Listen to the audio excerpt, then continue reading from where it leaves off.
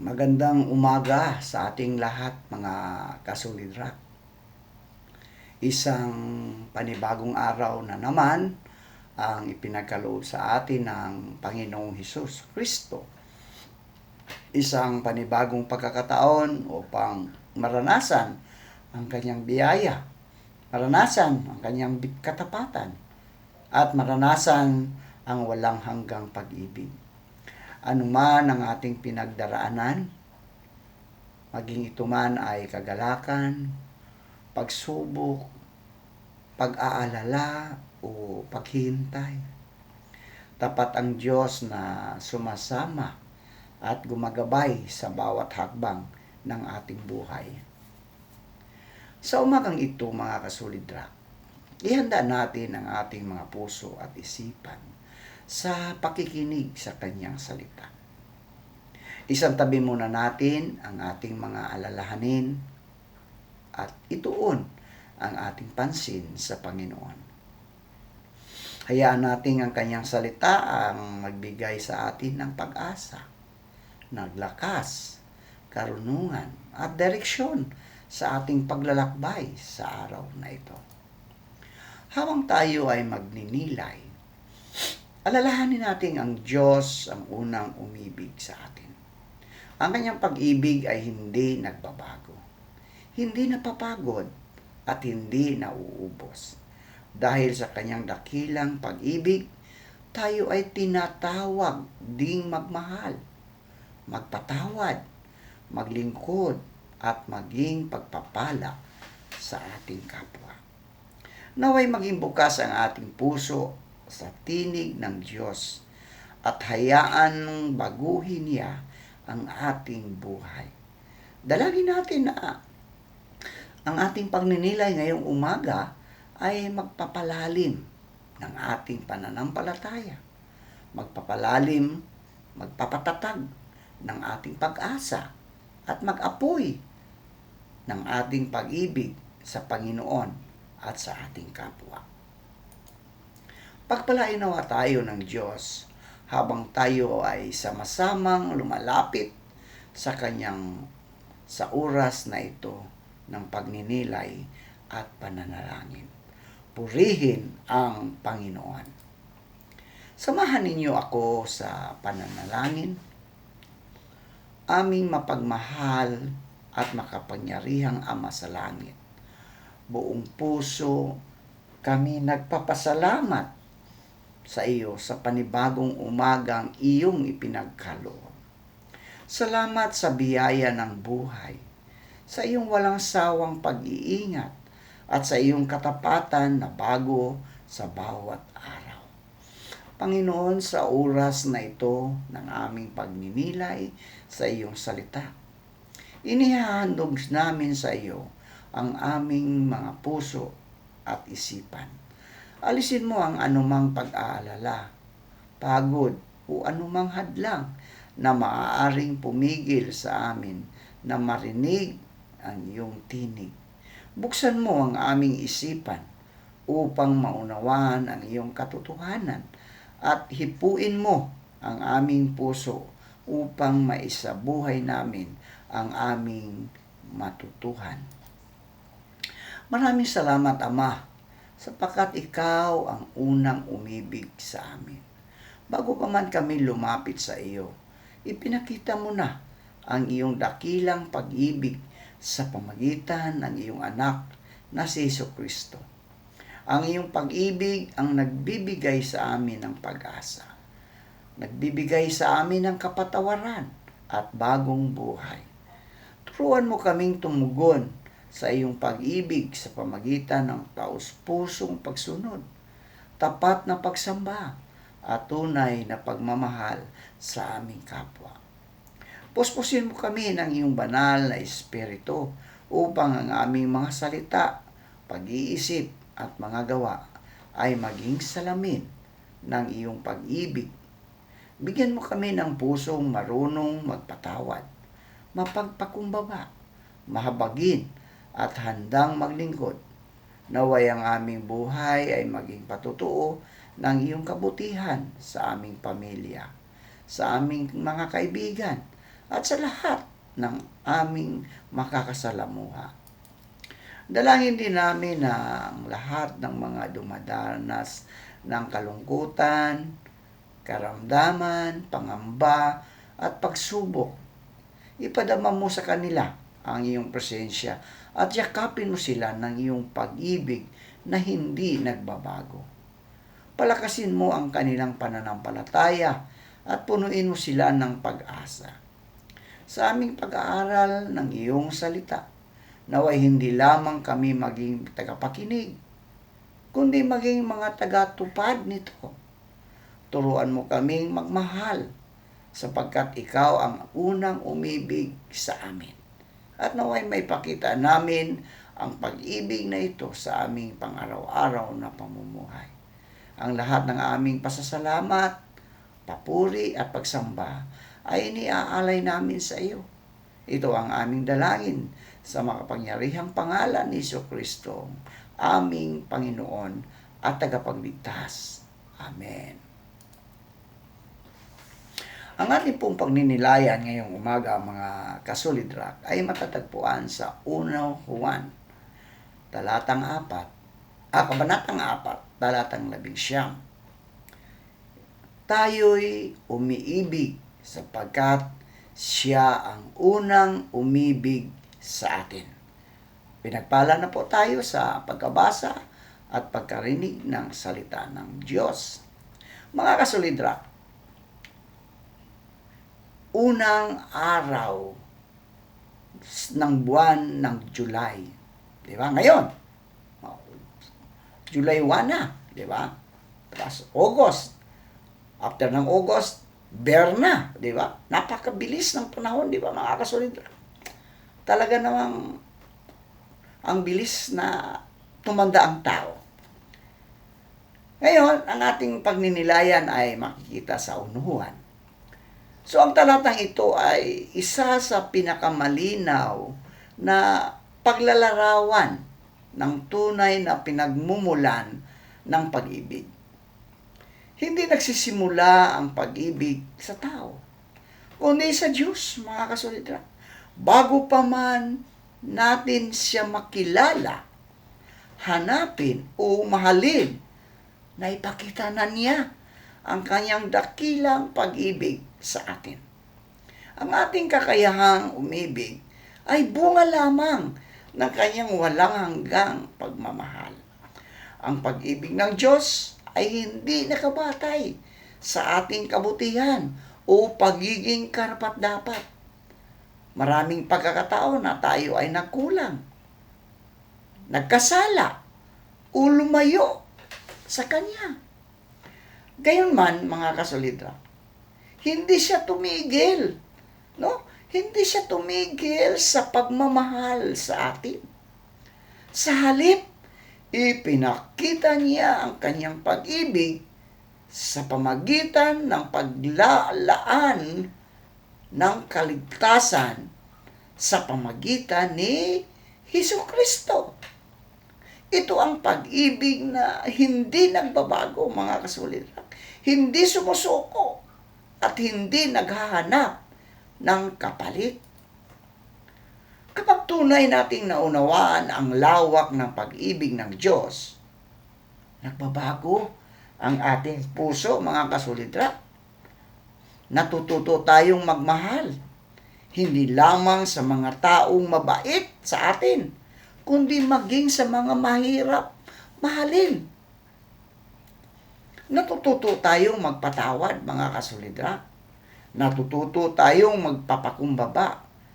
At natututo tayong maglingkod dahil na ranasan na natin ang habag at biyaya ng Diyos.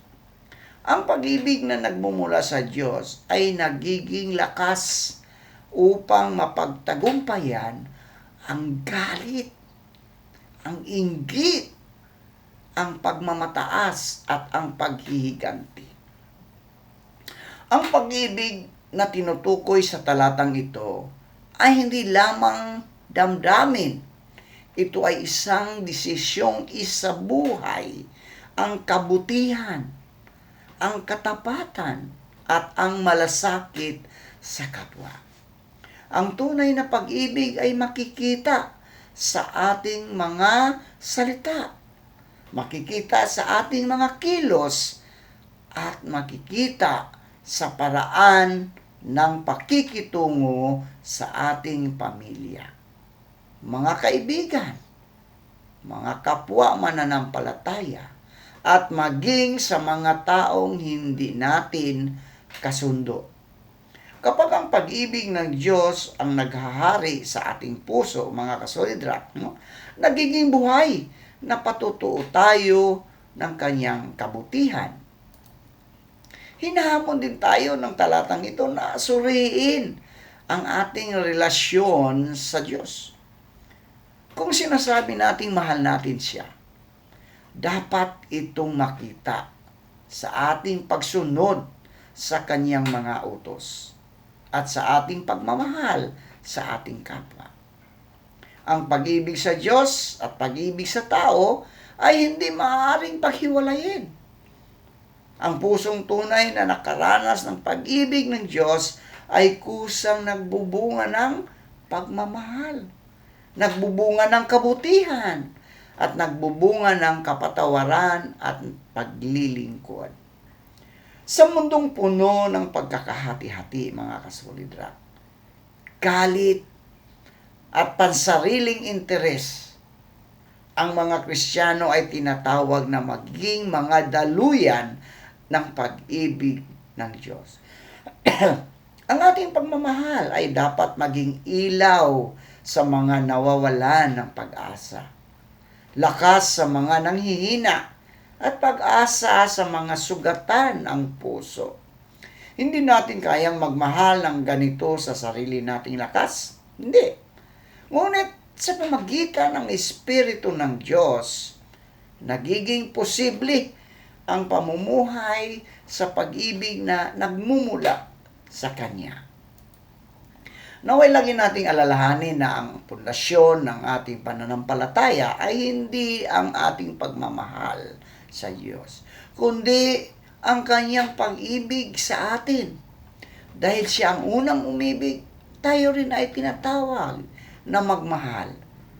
Magmahal ng tapat, may pagpapakumbaba, may pagpapatawad, at may malasakit. Sa ganitong paraan, mga kasolidrak, naipakita natin sa mundo ang tunay na katangian ng Diyos, sapagkat ang Diyos ay pag-ibig. Ito ngayon ang hamon sa atin, mga kasolidrak, sa 1 Juan, Kabanata 4, talatang 11. Ang hamon sa atin ngayon ay tanggapin at isabuhay ang katotohanang tayo'y umiibig sapagkat Siya ang unang umibig sa atin. Kapag tunay nating naranasan ang pag-ibig ng Diyos, hindi ito dapat manatili lamang sa ating puso. Dapat ito makita sa ating mga salita, sa ating mga kilos, at sa ating pakikitungo sa iba. Hinahamon tayong magmahal kahit mahirap. Hinahamon tayong magpatawad kahit tayo ay nasaktan. Hinahamon tayong maglingkod kahit walang kapalit. Ang pag-ibig ng Diyos ay hindi namimili ng tao.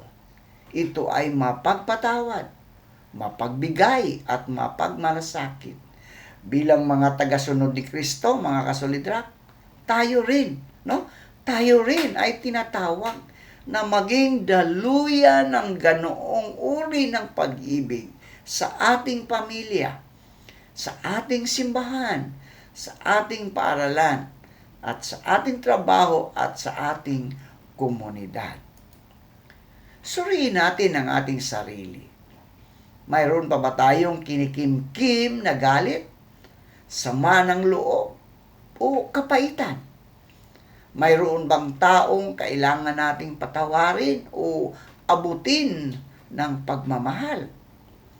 Huwag nating hayaang manaig ang galit o pagmamataas, mga kasolidrak. Sa halip, piliin nating mahalin ang kapwa tulad ng pagmamahal ng Diyos sa atin.